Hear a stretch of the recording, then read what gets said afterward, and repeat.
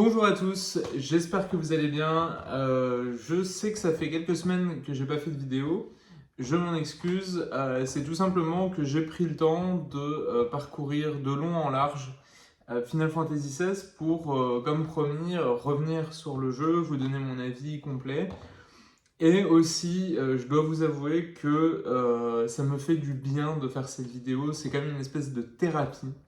Parce que malheureusement, autant les premières heures c'était plutôt bien passé et j'étais assez enthousiaste, j'étais plutôt enthousiaste de la nouvelle proposition du jeu. Autant plus le temps est passé, plus c'était devenu une expérience qui est devenue pénible, au point de devenir clairement le FF que j'ai le moins aimé. Et probablement c'est donc non seulement le pire FF, et aussi probablement le pire triple A auquel j'ai pu jouer de manière générale depuis un bail. Ça fait très longtemps que j'ai pas joué à un jeu aussi insipide. En fait, c'est peut-être ça son pire défaut finalement, c'est que il- c'est un espèce de yaourt nature géant, quoi. Il y a pas vraiment de personnalité ou d'idée. Alors voilà, pas la première fois que j'essaye de faire cette vidéo. À chaque fois, je pars dans tous les sens. La vidéo dure des plombes. Donc je vais vraiment essayer d'aller à l'essentiel. J'ai même pris mes petites notes. Euh, hop. Donc, donc voilà, j'ai pris mes petites notes pour essayer d'éviter de m'éparpiller. L'idée, je veux surtout mettre l'emphase là-dessus, l'idée c'est pas de bâcher le jeu gratuitement, c'est pas l'idée de le défoncer, de dire que c'est un jeu de merde, parce que non, évidemment c'est pas un jeu de merde, c'est pas une croûte. Comment? Pour mieux expliquer ce que je veux dire et vous faire une comparaison, Final Fantasy XV, c'était un jeu qui était cassé, c'était un jeu qui avait plein de défauts, c'était un jeu dont le développement qui a été catastrophique se ressent, toutes les galères de la production se ressentent en permanence quand on joue au jeu. C'est un jeu qui commence en open world et puis qui finit en couloir, qui veut raconter une histoire mais qui n'arrive pas à la raconter. C'est une expérience qui n'est pas forcément très agréable, mais que j'ai trouvé toujours 1000 fois plus intéressante qu'un FF16, qui est un jeu absolument polish, parfaitement polish, qui est léché. Comment? C'est un jeu qui est sorti avec, voilà, probablement sa plus grande qualité, c'est qu'en 2023, pour un jeu de ce budget, en tout cas de cette, voilà, c'est ça, de cette taille, il est sorti dans un état de finition impeccable, aucun bug, quasiment aucun bug, il n'y a eu qu'une seule grosse mise à jour, je crois, depuis la sortie du jeu. Voilà, il est sorti dans un état de polish. Ils ont presque mis un an pour de debug, etc. Ça se voit. Le jeu est vraiment très bien fini.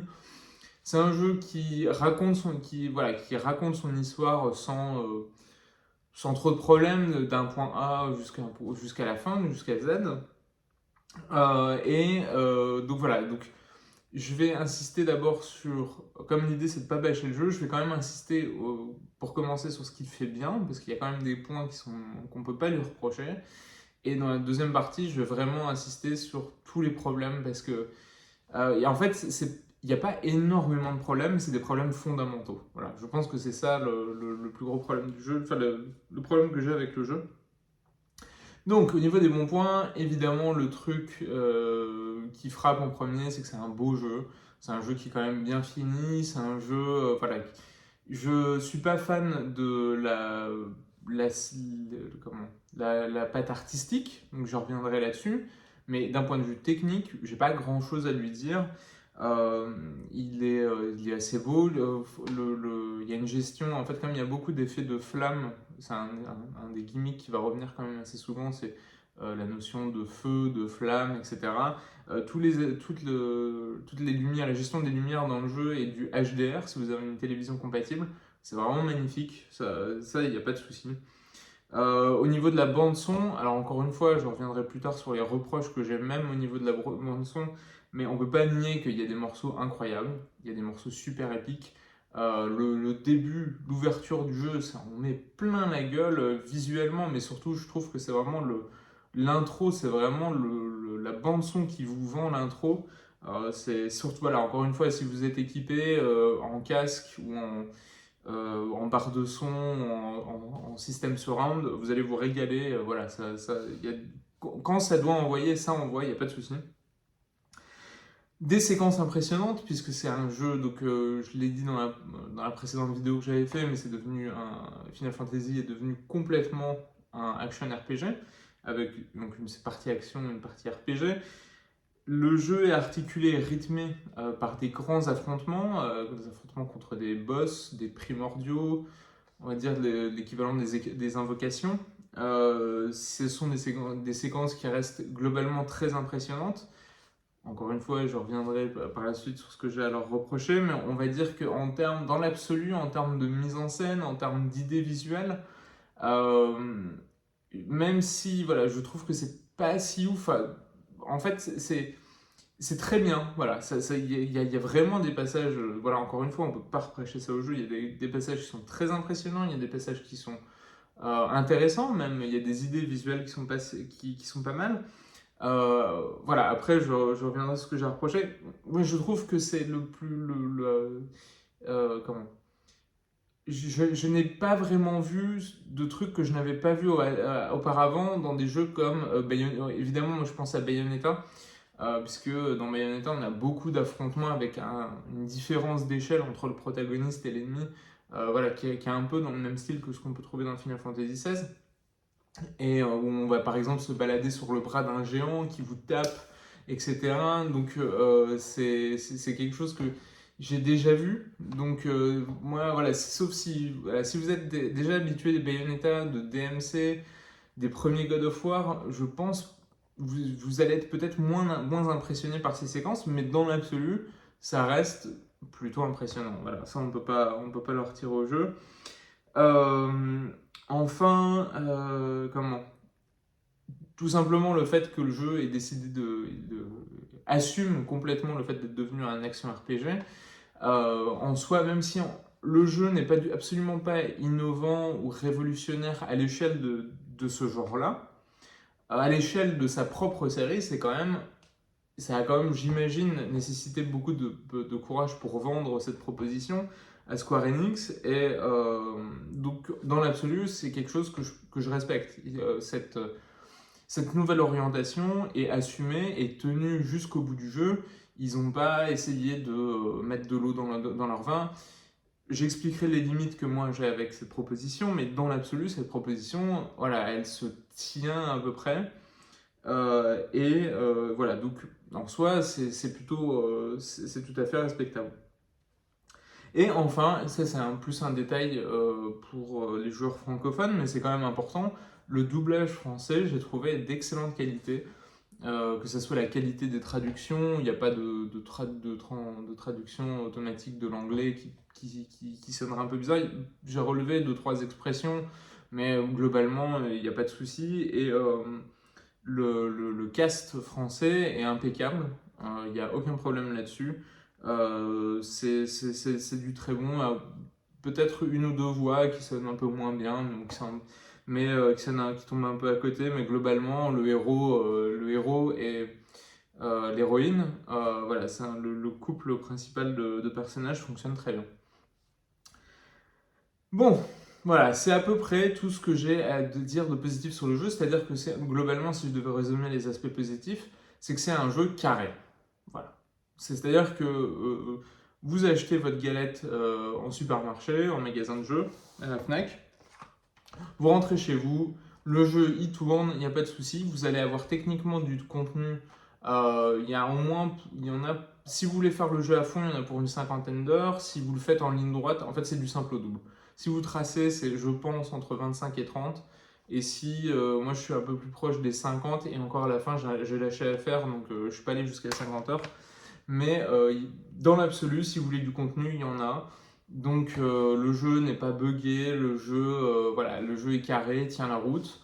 Voilà, c'est tout ce que je peux lui reconnaître. Et aussi le courage d'avoir tenté une nouvelle formule, donc ce qui est pas rien dans une série aussi ancienne que Final Fantasy. Mais pour moi, ça s'arrête là, parce que au-delà de ça, et si on s'attaque concrètement dans le dur à ce que propose le jeu, c'est une énorme déception. Voilà. Je préfère je préfère y aller franco. On va prendre ça point par point parce que sinon, encore une fois, je vais m'éparpiller. Donc, visuellement, je disais graphiquement, le jeu est propre, mais le jeu visuellement ne propose quasiment rien de très intéressant. Il y a au niveau des différentes, donc on est sur un nouveau continent avec différentes zones, avec chacune qui ont une ambiance visuelle bien déterminée. Il n'y en a aucune que vous n'avez pas déjà vue 1000 fois dans 1 million de RPG. Vous avez le désert, vous avez les plaines, euh, vous avez les quartiers pauvres, les quartiers riches. Euh, il y a un tout petit peu, enfin, il y a eu beaucoup d'efforts qui a été fait sur les différents pays, le fait que chacun ait ses drapeaux, les soldats sont habillés différemment, chacun a leurs propres coutumes. Voilà, ça il n'y a pas de souci, il y a eu énormément de travail là-dessus et ça participe à l'ambiance, il n'y a aucun problème. Mais ça reste très plat en fait, il n'y a rien qui accroche l'œil. Enfin, quand on pense à une série comme Final Fantasy, on pense au Chocobo, on pense au Mog. Alors, encore une fois, je ne dis pas que la série doit être absolument enfermée dans ses habitudes, dans son carcan, mais au moins de proposer quelque chose, même si c'est pas pour reprendre ce qui a été fait dans les anciens jeux, mais au moins proposer ne serait-ce que quelque chose là. Il y a tout l'ancien bestiaire est recyclé, donc vous avez pas forcément les croiser tous dans le jeu, mais vous avez des chasses qui sont les combats à haut niveau, si vous voulez un peu de challenge. Donc vous allez retrouver des ennemis emblématiques de la série Final Fantasy, mais encore une fois, ils sont revisités ils n'ont pas énormément de charme, tout est gris, tout est triste, tout... En fait, si vous voulez, le plus frappant, en fait, c'est que... Donc l'idée, c'est que dans le scénario, il y a cette notion de fléau qui se répand dans le continent, et les gens se demandent ce que c'est et comment lutter contre. Et donc les zones qui sont frappées par ce fléau sont censées être désertiques, grises, ternes. Et ben franchement, sans déconner, quand on traverse ces zones-là, bah, ça change pas énormément de ce qu'on traverse d'habitude. Alors oui, la colorimétrie change, c'est plus gris, d'accord, mais il se passe pas plus de choses en fait. Alors déjà, le fait que le jeu ne soit pas un open world, pour moi, c'est absolument pas un problème. Je trouve d'ailleurs que c'est presque rafraîchissant parce qu'aujourd'hui tout le monde fait de l'open world. Donc que le jeu soit linéaire, consiste en des couloirs, j'ai aucun problème avec ça. Mais justement, si c'est quitte à avoir des zones moins grandes, autant les rendre plus intéressantes, profiter de le fait d'être dans des espaces plus restreints pour les rendre visuellement intéressants. Là, on perd surtout les tableaux, donc c'est assez triste. Donc voilà, visuellement très terne, sans idée, et à chaque fois en fait, vous allez avoir les donjons, alors attention, les donjons, parce que vraiment il faut le dire vite, c'est en gros les zones, c'est les couloirs que vous allez traverser, mais comment? Toutes les zones qui vont vous amener vers les gros boss, en gros, se ressemblent toutes, c'est la même charte visuelle à chaque fois. Et même à la fin, jusqu'au bout, au final, il y a pas, c'est toujours la même chose en fait. C'est énorme déception visuellement. Pour moi, les Final Fantasy, c'est toujours comment on attend, on a envie d'acheter l'artbook, on a envie, c'est des œuvres qui inspirent des années. Regardez encore le Final Fantasy 9, un fan avait fait un mode pour pouvoir afficher le jeu en Full HD. Et on se régale encore aujourd'hui des décors de Final Fantasy 9. Je parle même pas de Final Fantasy 7. Enfin, évidemment, tout le monde a son FF préféré, mais il suffit d'évoquer un épisode en particulier, on va tout de suite avoir des images clés qui reviennent en tête. Là, vous me dites Final Fantasy 16, le jeu, je l'ai fini il y a une semaine. Je suis déjà en train de l'oublier en fait. C'est terrible. C'est vraiment terrible. La bande son, la bande son, malheureusement, c'est un peu pareil. Alors, la bande son sauve quand même énormément le truc, hein, sauve énormément le jeu, plein de passages du jeu. Je l'ai dit, l'intro incroyable, il n'y a pas de souci. Le problème, c'est que, alors, on nous avait vendu une bande-son de plusieurs heures qui va tenir sur je sais pas combien de CD. Alors, il faudra que j'écoute l'OST, l'OST telle qu'elle sera disponible en CD ou sur les services de streaming. Mais en jeu, je ne blague pas, on a l'impression au max, il y a 20 morceaux. C'est tout le temps, et surtout c'est le plus marquant pour les affrontements contre les gros boss. Certains primordiaux ont des thèmes qui leur sont propres, mais des fois vous allez avoir des affrontements contre des boss où vous attendez à avoir une musique épique, enfin en tout cas une nouvelle musique, et vous allez vous taper une musique que vous avez déjà entendue 20 fois, et autant vous dire que ça plombe direct, ça casse tout de suite l'aspect événementiel de l'affrontement. Encore une fois, c'est pas des thèmes qui sont moches, qui sont désagréables à écouter, il y en a qui sont très bien, mais il y a une espèce de pauvreté du spectre. Donc c'est assez étonnant en fait. On a l'impression, ça c'est peut-être le point qui m'a le plus surpris. Je m'attendais pas du tout à être déçu sur ce point-là, et finalement, bah, c'est pas ouf. L'action RPG. Et là, voilà, on va attaquer, en fait, pour moi, les deux plus gros. Encore une fois, je vous ai dit, les visuels, la bande-son, bon, c'est triste, mais au final, si le système de jeu était solide et que l'histoire était intéressante, on peut avoir quand même un grand jeu. Le problème, c'est que voilà, il y a deux piliers et qui pour moi sont pourris. C'est vraiment le gameplay et l'histoire. Alors, en fonction, voilà, je vais commencer de manière arbitraire par le gameplay. Alors, donc je l'ai dit, c'est ça un action RPG, donc on pense, si on dit action RPG, puis on joue à la démo, donc on se dit, on fait les premières heures de jeu, on se dit ok, ça va être un peu une vibe Devil May Cry, Bayonetta, donc avec des combos qui vont se complexifier, des nouvelles possibilités d'attaque, etc. Et puis RPG, donc ça veut dire que potentiellement on va pouvoir crafter, comment se faire des meilleures armures, débloquer des meilleures armes, qui vont d'ailleurs peut-être influer le gameplay, etc. Booster son expérience, avoir un perso qui est de plus en plus fort, etc. C'est mort. Tout ce que je viens de vous dire n'existe pas dans le jeu. Alors, je sais, dans l'absolu, oui. Donc on va se concentrer tout de suite dans un premier temps sur la partie action. L'action, le système le jeu d'action, je l'ai trouvé très pauvre. Alors oui, on débloque des attaques. Alors sans spoiler, mais on va débloquer des nouveaux pouvoirs et à chaque type de pouvoir est attaché, en fait, nous donne accès à un pool d'attaques. Et en fait, on peut piocher dans ce pool d'attaques pour se faire, on va choisir nous-mêmes les attaques que le perso va pouvoir faire. Et en gros, il y a, en combat, on va pouvoir jongler entre trois types de pouvoirs qui chacun vous donne accès à trois attaques. Donc en gros, ça fait 9 attaques qu'on va pouvoir choisir et on va pouvoir jongler entre ces 9 attaques.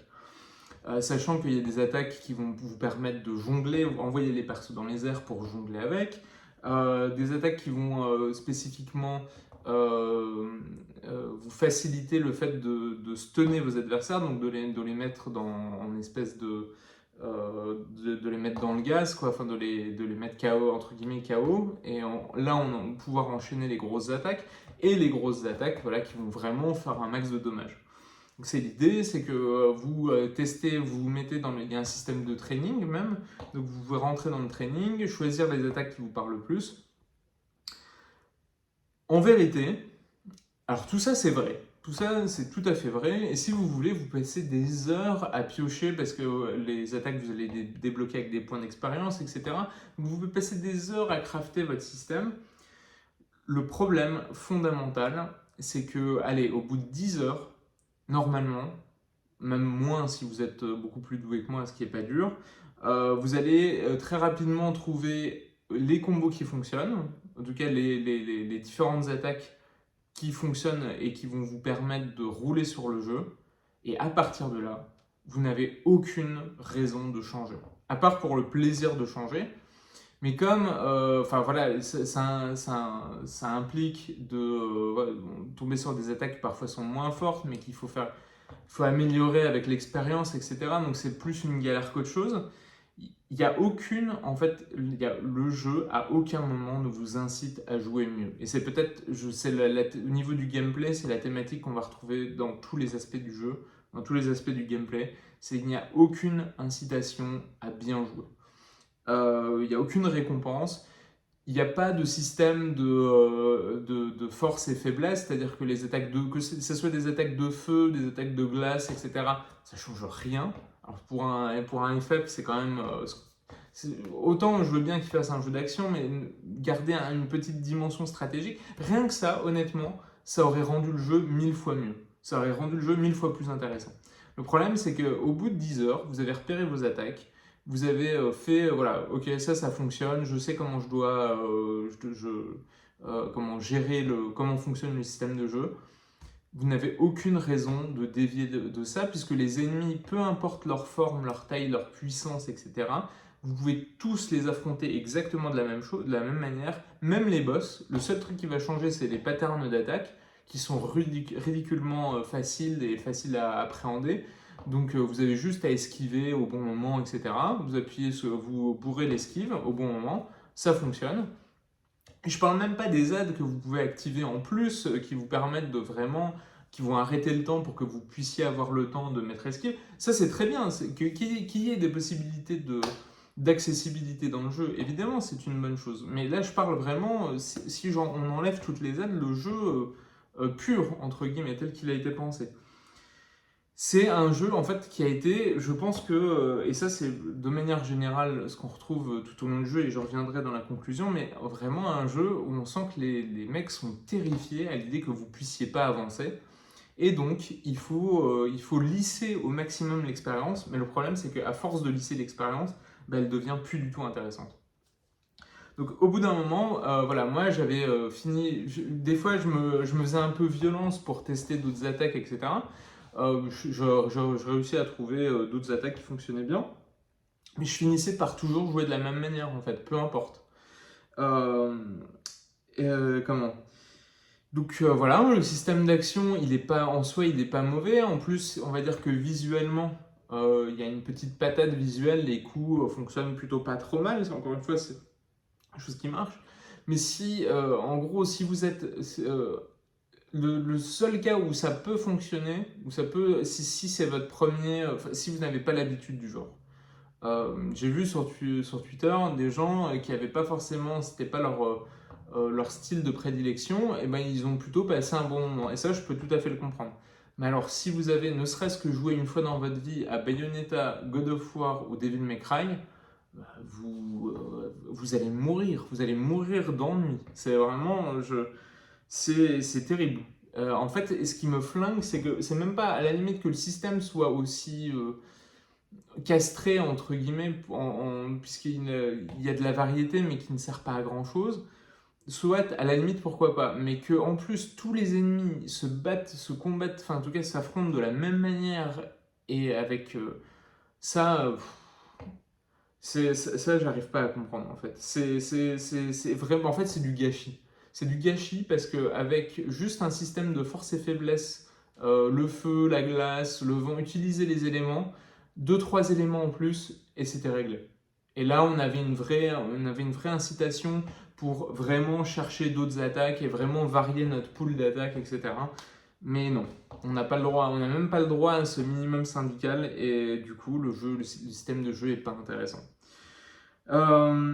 Et alors voilà, et après vient l'aspect RPG. Alors, moi je veux bien que ce soit un action RPG, du coup l'action RPG soit simplifiée, mais il y a sans déconner, là il faut arrêter en fait. À ce moment-là, il faut arrêter de mettre des points d'expérience. Les points d'expérience ne servent à rien, puisque en fait les niveaux, les ennemis suivent plutôt en fonction. En fait, vous allez aller dans différentes zones et les ennemis vont suivre votre niveau, donc vous n'allez pas du tout, à part à des petits moments, vous n'allez pas du tout sentir la différence de niveau. En plus, il n'y a aucun intérêt à farmer parce que le fait d'enchaîner les combats ne rapporte pas forcément énormément d'expérience. Les quêtes annexes, et je vais y revenir, les quêtes annexes ne rapportent pas beaucoup d'expérience non plus. Donc il n'y a aucun intérêt de farmer pour avoir un perso surpuissant. Euh, donc, ah oui, et le craft. Alors là, je pense que le pompon, c'est tout l'aspect customisation craft. Honnêtement, j'ai jamais vu ça. Vraiment, j'ai jamais vu ça. C'est-à-dire que vous allez récupérer du matos en affrontant des ennemis qui, normalement, ce matos va vous permettre de forger des meilleures armes. Enfin, on a tous joué, enfin voilà, si vous regardez cette vidéo, vous avez tous joué à un RPG dans votre vie. Le matos que vous récupérez sur les ennemis, vous en faites une meilleure épée, un meilleur bouclier, que sais-je. Et voilà, ça vous donne, ça vous fait avancer. Et après, vous avez un peu vous avez ne serait-ce qu'un petit peu on a le petit frisson de se battre avec des armes. On sent que voilà, ça tape plus, ça fait plus mal. Là, en fait, déjà ramasser, faire en fait crafter et créer ses propres armes ne sert à rien, puisque systématiquement, à la boutique, juste à côté du forgeron, on va vous vendre la même arme que vous pouvez faire, que vous pouvez créer. Et en plus, l'argent ne manque, vous n'allez jamais manquer d'argent, donc systématiquement, vous êtes sûr de pouvoir vous payer l'arme que vous allez pouvoir faire. En fait, aller créer l'arme vous permet d'avoir un petit bonus d'attaque, mais alors le bonus est tellement ridicule et n'a tellement, encore une fois, on ne sent pas tellement la différence quand on tape plus fort, ça n'a aucun intérêt. Alors je crois que ça débloque à la fin, il y a moyen de débloquer des armes quand on fait un New Game Plus, des armes encore plus fortes, etc. Honnêtement, j'étais tellement saoulé par le jeu au bout de 45 heures que le New Game Plus, c'est même pas la peine, hein. Et puis alors, si c'est pour me dire que le vrai jeu il commence au bout de 50 heures, non, c'est mort, je suis désolé, on a tous une vie. C'est très bien les gens qui, enfin, tant mieux s'il y a des gens qui peuvent doser le jeu jusqu'à l'infini. Moi, je suis pas du tout le client pour ça, donc voilà, ça ne me concerne pas. Donc le craft ne sert à rien, super. Et du coup, il reste l'expérience ne sert à rien, à part débloquer des attaques, mais comme je vous ai dit, finalement, la richesse du système d'attaque ne sert pas à grand chose, donc pareil, ça sert à rien, super.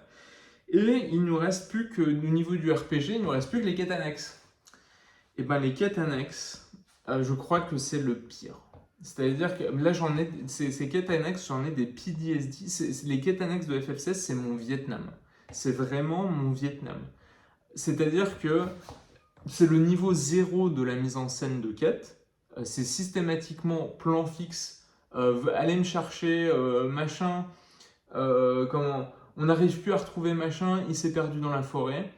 Le bonhomme en question, il est toujours à 2 mètres du village.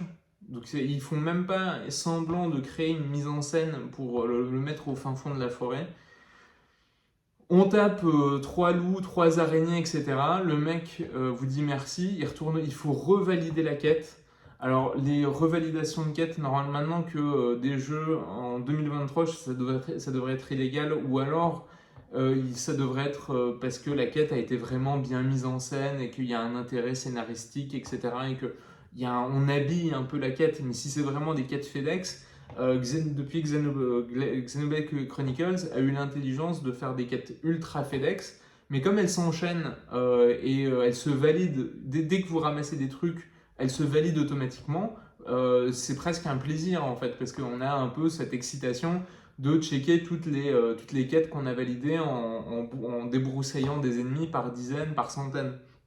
Là, on n'a pas ça en fait. On perd, encore une fois, on perd sur tous les tableaux. La quête est chiante, c'est de la pure quête FedEx. La mise en scène, mais horrible, mais vraiment, il faut vraiment les voir pour le croire. C'est-à-dire avec des dialogues à deux tensions, pas de mise en scène, avec ce fameux. Alors, je vais essayer de vous le refaire, mais comme ils ont pas, à chaque fois, par exemple, de dire ramassez, est-ce que vous pouvez me récupérer, j'ai perdu mon bracelet, etc. Et le perso va faire tenez, j'ai retrouvé votre bracelet. Hop, mouvement du bras vers le bas, comme ça. Ah, merci. Tenez, prenez ceci pour vous récompenser. Ah, mais de rien, il ne fallait pas. Ça fait trop plaisir. Voilà. Et ça pendant 25 heures, parce que il faut rajouter le double de la durée du jeu de quête annexe. J'avais envie de sauter par la fenêtre. C'était vraiment, j'en ai fait, en fait, à la fin, je dois avouer, j'ai abandonné à la fin. Quand à la fin, en fait, d'habitude, il y a le jeu est divisé en chapitres. Généralement, pendant tout le jeu, il y a 2-3 quêtes annexes par chapitre. À la fin, sur les derniers chapitres, tout d'un coup, il commence à y avoir une dizaine de quêtes annexes qui s'affichent sur la map. Là, j'ai balancé la manette, j'ai dit non, c'est pas possible, je peux plus. Non, c'est peu importe, même s'il y a, je sais pas, même s'il y a les chevaliers, on débloque l'invocation des chevaliers de la table de ronde de FF7 ou Sephiroth en perso caché, non, c'est pas possible, ça vaut pas le coup. Il n'y a rien qui justifie que je m'inflige ça encore 5 minutes. Donc voilà, les quêtes annexes sont horribles. Ils essayent, en fait, le pire, c'est que je comprends, en fait, on comprend au bout d'un moment qu'en fait, ils se servent des quêtes annexes pour essayer d'habiller le lore, en fait. Parce que s'il y a un truc sur lequel les mecs ont bossé, c'est le lore du jeu. En fait, il y a, et je vais enchaîner d'ailleurs sur le scénario. Comment? Le jeu s'inspire énormément de Game of Thrones. Voilà, ça c'est tout le monde, dans tous les tests, tout le monde a évoqué cette référence. C'est d'ailleurs une référence officielle et assumée. L'équipe de production a filé à toutes les équipes des box DVD de Game of Thrones pour leur dire voilà, c'est notre modèle, c'est ça. Donc c'est le modèle assumé. Et donc c'est pour ça on se retrouve sur cette grande carte avec différents royaumes, avec des dynamiques de machin a trahi machin, il va s'allier contre et retournement de situation, etc. Ça c'est sur la théorie. Et donc pour vendre, justement pour habiller pour vendre ce continent et ces rapports entre les différentes puissances, ils ont énormément taffé sur le lore. Et ils vous le font comprendre très souvent puisque vous avez dans votre base, vous avez une cartographe, pardon, et un historien qui sont juste là pour vous expliquer le lore de ce qui se passe. Donc, et c'est même parfois obligatoire d'aller leur rendre visite et qui vous explique. Donc la cartographe, elle va faire le dessous des cartes sur Arte, mais vraiment avec des flèches qui s'affichent. Alors machin avancer ses pions contre truc-muche. Pendant que... Donc voilà, c'est vraiment, vous avez la leçon d'histoire et c'est très bien, ça fonctionne très bien. Le problème, c'est que les quêtes annexes sont là aussi pour vous donner des éléments de détail de comment vivent ces gens. Comment, par exemple, voilà, enfin, une des quêtes, la première quête annexe, en fait, est le symbole parfait de tout ça. C'est-à-dire que c'est une quête où littéralement vous allez livrer des plats à des gens qui sont assis à côté de vous, qui sont assis à 5 mètres. Et en fait, à chaque fois que vous allez... Donc la quête, donc on est en termes de gameplay, on est vraiment au niveau 0. On est au niveau 0, on est à des trucs à l'époque de... Enfin, à l'époque de FF7, sur PlayStation, on serait moqué déjà de ça. Donc, même sur Super Nintendo, ça serait jamais passé. Donc voilà, on nous sort au calme des quêtes comme ça. Et en fait, le truc qu'on comprend, c'est qu'en fait, à chaque fois qu'on livre un plat, le mec va vous expliquer. En fait, vous comprenez que c'est des esclaves qui se sont réfugiés dans ce campement où vous commencez l'aventure. Et chacun va vous raconter son histoire. C'est très bien tout ça, mais en fait, tout ce lore, tout cet univers, en fait, il faut que ça soit au service d'une bonne histoire. En fait, d'abord, on crée une bonne histoire, après, on peut travailler sur le lore, et peut-être que ça va intéresser les gens de se plonger, s'immerger un peu plus dans l'univers. C'est ce qui s'est passé avec Game of Thrones. C'est Game of Thrones, en fait, chacun a eu sa... De base, les gens... il n'y a pas autant de gens qui s'intéressent, si c'est devenu un succès aussi populaire, c'est pas parce que c'est de l'heroic fantasy, c'est parce qu'il y a cette histoire de personnages qui s'aiment, qui se trahissent, qui se battent, qui se battent pour survivre, etc. Enfin voilà, c'est des enjeux dramatiques qui ont intéressé les gens. Et il se trouve que comme c'est dans un contexte d'heroic fantasy, il y a tout un lore qui va avec, et bah, il y a des gens qui sont intéressés au lore, mais via cette histoire. Final Fantasy XVI essaye de prendre la problématique inverse et se dire, ah bah, si on crée plein de paperasse, de parchemins autour de notre jeu, avec des cartes, avec des flèches qui bougent et tout, ça va le rendre automatiquement intéressant. Je suis vraiment désolé de le dire, mais non. C'est vraiment, le problème a été pris dans le mauvais sens. Et voilà, enfin, on va terminer sur je vais terminer sur le scénario. Le scénario ne raconte rien. En fait, en tout cas, il donne l'impression, quand vous allez te balancer dans le jeu, en fait, il vous balance in media res. Donc voilà, tout de suite, il y a un affrontement. Vous arrivez, il faut se souvenir de qui est qui, c'est pas très clair. Et donc, au bout d'un moment, on finit par comprendre. Et donc au début, on se dit waouh, il se passe plein de trucs. Voilà, le fait qu'on soit balancé dans l'histoire, en soi, ça fonctionne bien. C'est un procédé assez commun et en tout cas, ça attise notre curiosité. Le problème, c'est qu'une fois à partir du moment où il faut vraiment dérouler la vraie histoire, là, à partir de là, il se passe plus grand chose en fait. On va vous vendre des grandes figures avec voilà, j'ai oublié tous les noms, mais il y a ces personnages, donc, au même titre que le personnage principal, qui ont le pouvoir des primordiaux, donc des invocations, qui sont censés être voilà, vraiment les grands personnages qui vont aussi être les boss. C'est comme ça que va avancer l'histoire. Donc on vous vend des personnages mystérieux, etc. À chaque fois, leur problématique est traitée, mais vraiment en 2-3 queues de scène, ça emballé. Il y en a même un où il y a même un. Comment, il y a enfin, en fait, des fois, ils utilisent des procédés narratifs. Il y en a un où, en fait, enfin, vraiment, si on cligne des yeux, on le loupe, mais à un moment, on sous-entend qu'il y a des problèmes d'inceste, une problématique d'inceste qui est quand même pas rien en fait quand tu balances ça sur un de tes personnages et c'est évacué voilà ça sera jamais ça reviendra jamais en fait il y en a un qui va devenir complètement fou parce que il va perdre son love interest mais pareil c'est traité complètement par-dessus la jambe en fait ils ont bien vu que dans Game of Thrones, en fait, ils ont cru que dans Game of Thrones, le fait qu'il y ait de l'inceste, qu'il y ait des problématiques dark, en fait, ça suffisait à faire un scénario. C'est comme le lore, en fait. C'est c'est de l'habillage, en fait, tout ça, tout cet aspect glauque et un peu, oui, un peu dark que peut avoir Game of Thrones ou d'autres œuvres. En fait, ça ne fonctionne que si ça repose sur une histoire solide. C'est une espèce de teinte qu'on donne à une histoire, une saveur qu'on rajouterait, mais sur une histoire qui déjà se tient en elle-même. Le problème, c'est que là, quand il s'agit de raconter une histoire, bah, c'est une histoire de vengeance, c'est une histoire, en fait, en vrai de vrai, et c'est ce qui vous... De toute façon, vous ne pouvez pas louper ce qu'il vous raconte, puisque les 5 dernières heures du jeu, ça va être répété en boucle. C'est des personnages qui croient au libre arbitre contre d'autres personnages qui croient en la destinée. Et c'est tout. Et en fait, ils pensent, et le jeu est convaincu que c'est un grand enjeu, que c'est très original, et que ça suffit à vous tenir en haleine. Le problème, c'est que nous, c'est des enjeux en soi.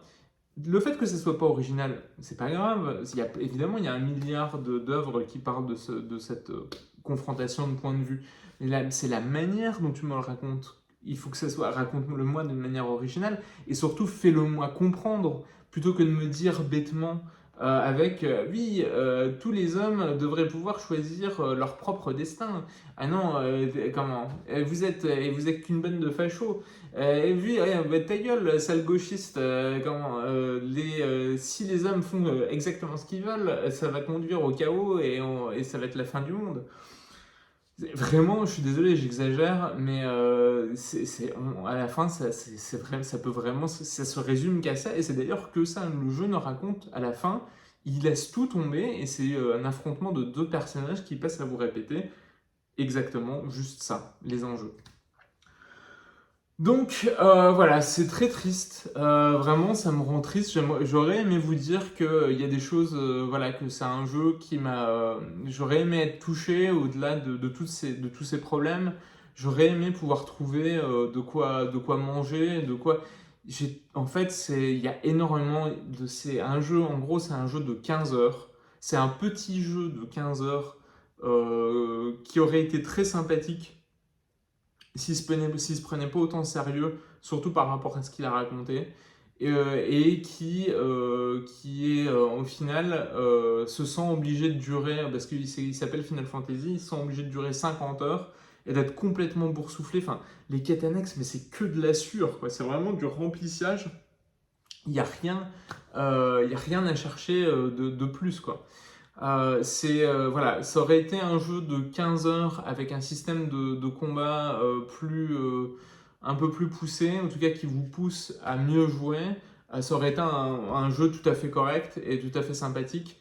Là, en fait, ça devient, c'est triste à dire, mais ça devient juste une gigantesque boursouflure dont on sent que les mecs sont terrifiés en fait, c'est ça, ça qui fait le plus mal, c'est qu'on sent qu'il y a eu énormément de travail en plus derrière. Donc ça m'amuse même pas en fait de le défoncer ou de dire que je suis déçu. J'en retire aucun plaisir. Mais je pense que en fait, c'est un jeu, c'est triste, c'est une leçon qui est vieille comme le monde, mais ils veulent absolument plaire à tout le monde, que ce soit les vieux de la vieille, que ce soit les nouveaux venus, etc. Mais il ne fait confiance à personne en fait. Il a peur de proposer du challenge, il a peur de proposer une histoire un peu originale. En fait, c'est un jeu qui pue la trouille en fait. En tout cas, moi, c'est comme ça que je l'ai ressenti. Voilà, ça me rend triste. Il y a eu plein d'efforts. Voilà, il y a quelques aspects, quelques combats à sauver, enfin quelques cinématiques à sauver, quelques pistes de la bande son à sauver. Mais au final, pour moi, c'est une énorme déception. C'était vraiment un des jeux que j'attendais le plus avec Tears of the Kingdom. Voilà, maintenant il faut passer à autre chose. Il faut espérer que si il continue dans l'action RPG, ce qui dans l'absolu ne me dérangerait pas, s'il continue dans cette voie, mais alors qu'ils assument à fond, avec un système de jeu encore plus radical, plus exigeant, et voilà, voilà, ou alors revenir vers le RPG. Parce que je pense que malgré ce que Square Enix semble penser, il y a de la place pour des RPG. C'est un genre qui peut encore plaire. Le succès de Persona 5 récemment l'a montré. Il y a de la place encore pour des RPG, même pas à l'ancienne, mais qui proposent une autre approche. Donc voilà, je vous remercie, c'était très long, je suis désolé, et pourtant sachez que j'ai vraiment essayé d'aller à l'essentiel. Mais ça m'a fait du bien, j'avais besoin de râler pendant aussi longtemps pour pouvoir passer à autre chose, vider mon sac. Et voilà, j'espère que je pourrai être beaucoup plus positif pour ma prochaine vidéo. Et je vous remercie d'avoir regardé cette vidéo et je vous dis à la prochaine.